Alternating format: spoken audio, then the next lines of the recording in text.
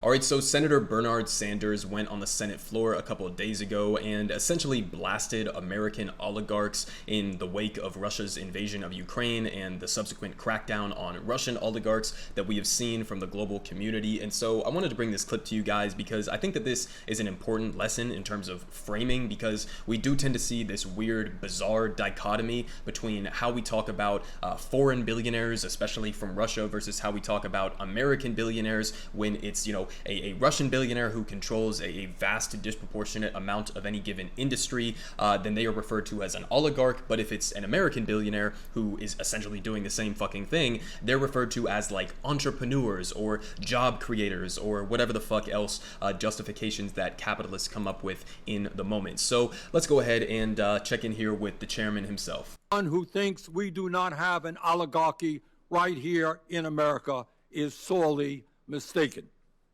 Today in America, multi-billionaires like Elon Musk, Jeff Bezos, Richard Branson are off taking joyrides on their rocket ships to outer space.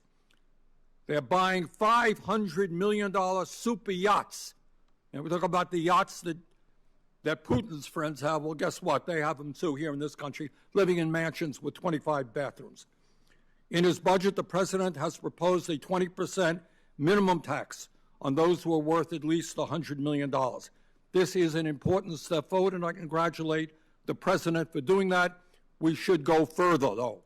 Okay, so yeah, we definitely should go further on a number of different ways, but just to talk about that last policy he's talking about there, I kind of touched on this in my video yesterday about the 20% tax on billionaires that Joe Biden included in his budget proposal, and I told you guys that that was not going to be a part of the finalized budget, and we already heard from Joe Manchin yesterday, just hours after I posted that video, where he already came out and said that he is shooting down his idea of a billionaire tax. So, we already knew that this was coming. This is not unexpected, but this is pretty much, exhibit A in evidence that we do in fact live in an oligarchy, because here you have a guy, Joe Manchin, from one of the poorest states in the entire country in West Virginia, and instead of representing his constituents by targeting the billionaire class that has exploited them and shipped their jobs overseas and destroyed their economic material reality, instead of going after the billionaires, he is the perfect embodiment of the corruption that exists within the US political system by representing fossil fuel companies and the interests of the billionaire class. So again, Joe Manchin shooting this down, but even just the existence of a guy like Joe Manchin in general is pretty much perfect evidence to the claim that we do in fact live in an oligarchy where the interests of the top 1% or the top 0.01% are prioritized over the rest of the entire country. So he is 100% right, I think, in his classification here that the United States is an oligarchy just as much, if not more so, than Russia. So it's not even, and again, that's not just my opinion necessarily. If you want to look at some of the various metrics that we could get into here, the wealth gap in the US is worse than in Russia or Iran. So this is from 2017. I couldn't find a more updated article on this specific wealth gap comparison between the US and Russia, but if anything, it's comparable, if not worse, here in the United States than it is in Russia. So if you're going to define an oligarchy as, a handful of people or a small interest group having dramatic control over the political system and over the economic framework of that country, then yeah, we do live in an oligarchy. That's just the definition of what an oligarchy is. And so we should be able to call Jeff Bezos and Elon Musk and all the other people that he was listing in here oligarchs in the same way that you would any of the lackeys who work under Putin. So, it's pretty much a one-to-one correlation there. There's mild differences between how our economies function, but I think the biggest difference is in how we, talk about these things, how we talk about Russian oligarchs versus how we talk about a guy like Jeff Bezos, who people praise as like, the number one job creator, the number one success example of capitalism, an entrepreneur who worked his way from the bottom and created all of these jobs and produced all of this economic activity, when that's just bullshit. I mean, you got a guy here in Jeff Bezos who just a couple of weeks ago, we saw that story of him having to dismantle some historic bridge in, I think it was the Netherlands or maybe Norway, but one of those countries where he essentially had a historic bridge that was set to be dismantled specifically to allow his super yacht to be able to leave the harbor. Okay, so it's shit like that, while simultaneously having Amazon workers who are having to piss in bottles on the job because they can't even meet the ridiculous quotas that Amazon is setting for them. You have people in warehouses who are falling dead on the floor, and then their coworkers are just expected to continue that day's work. It's like shit like that you see the reality of the mass exploitation, the mass extraction of surplus value from American workers and from workers all across the world. And so if you look at that reality, you have to come to the conclusion that the United States is in fact an oligarchy. And I think we've seen some based actions being taken against some of these Russian oligarchs that I would like to see taken against American oligarchs in a similar capacity. So just as a reminder here from Yahoo Finance, they say U.S. lawmakers have a new idea for what to do with seized Russian assets. Okay, so they say oligarch yachts, estates, planes, and other items in the West may sit out of their owners' hands, but they are not necessarily in the control of Western governments. And they say under U.S. law, any sanctioned assets would be in a state of legal limbo and put aside, but could eventually be returned to the Russian oligarchs. But we got some new ideas. They're saying now policymakers in the U.S., both on Capitol Hill and perhaps in the administration, are pushing to change the uncertain status of those assets around the world.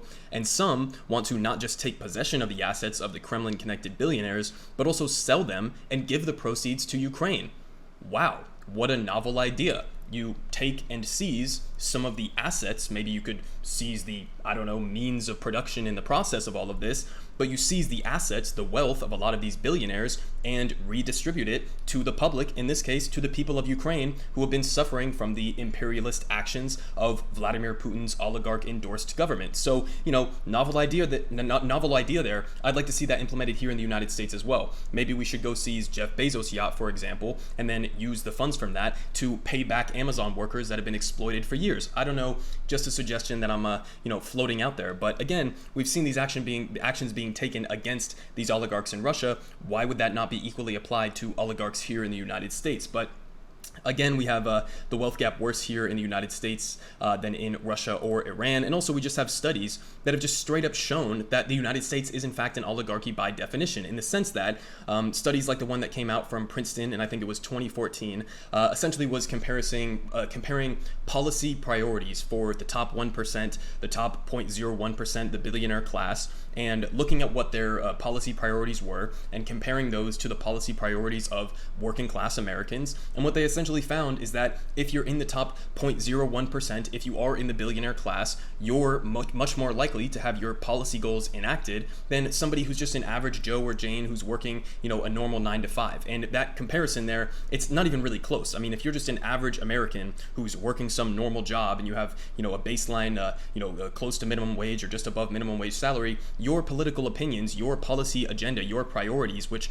this represents the bulk of the American people, working class Americans, your policy priorities are basically not even engaged with in the US political system. And this isn't just something that you can abstractly talk about. You can get into the very specifics of shit that we just saw recently displayed. So just as an example, for the Build Back Better $3.5 trillion version that was put forward by Bernie Sanders as a compromise from his previous $6 trillion bill, but you can see the support for literally every single policy that was within this bill, and yet we didn't get any of it. We didn't get any of it, even with Democratic control over the Senate and the House. So just as a reminder here, the policies that we didn't get, majorities of voters support the provisions of Democrats in Congress proposed budget. So this is again the $3.5 trillion bill, but you can go down the line here, every single policy: long-term care, modernizing the electricity grid, modernizing K through 12 schools, pathway to citizenship, universal pre-K, civilian climate corps, tuition-free community college, lowering Medicare eligibility age, extending the child tax benefits. So all of these things, plus 15, plus 26, all the way up to plus 68, across the board. And this is a bipartisan thing as well. Democrats, you can go to the broader question of the entire bill there. All likely voters, it's plus 31. Even amongst Republicans, it's only minus 12. You have 40% of Republicans who were agreeing with this bill. So listen, at the end of the day, the lesson here is pretty simple. Bernie Sanders is 100% fucking right. We have an oligarchy here in the United States. We have a political and an economic system that only responds to the interests of the top 0.01%, the interests of billionaires and corporations here in the United States, and they don't respond to the interests of the vast majority of the country. That is an oligarchy. I mean, we're pretty much just laying out definitions here. It really shouldn't be anything that's even mildly controversial, but this is the political reality that we have right now. And, credit to Bernie Sanders for being one of the only people in the country who's willing to come out and say this at a time like this.